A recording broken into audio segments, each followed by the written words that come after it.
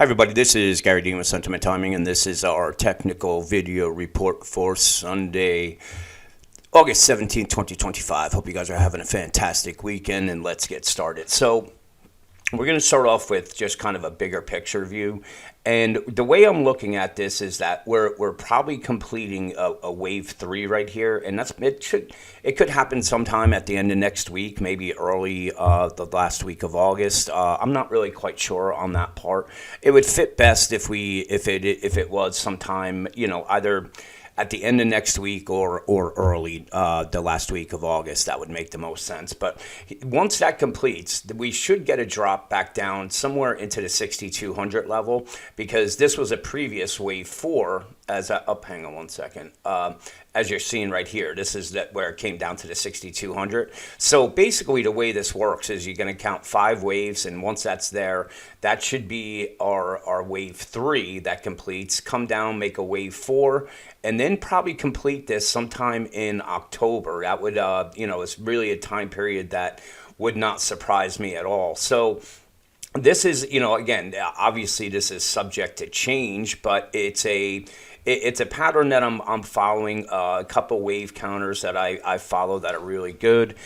This is the type of wave structure they have, so I'm going to go with it on it, and until it's proven wrong. So once this completes, we should get a wave 4 down, and then another wave 5 up. And the reason why I'm looking at that is this is a weekly chart, and you can see that typically every big move that we've had to the downside has come with bearish divergences. And right now, you can see with the price oscillator, this is actually one of the strongest moves we've had in really the past 20 years as far as the strength of a move from the price oscillator.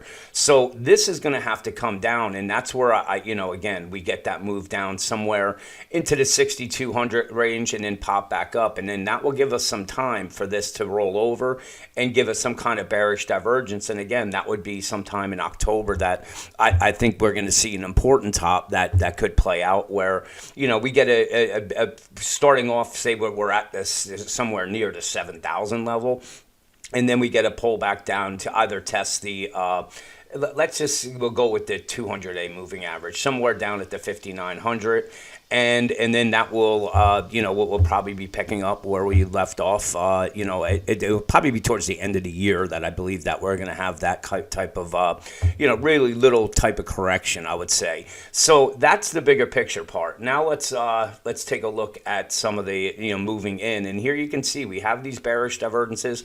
I do believe we're finishing this wave 5. It probably will be somewhere up into the 6,600 level, and once that completes, then we could kind of look short, get a little bit more defensive as far as moving to cash, and once it gets down to this level, we start loading back up again for the final move that will probably hit sometime in October. So we have the bearish divergences. We burned off the overbought levels here, so we're in the oversold. So if the bulls open up, really, if we take a look at this, we're really just consolidating. That's one of the reasons why I believe, this next week, unless we start breaking down, and really that would bring us down to the 6,250, which is this previous high, or testing the 200-day moving average at 64.18. So somewhere there, but right now this looks like it's just coiling up right now.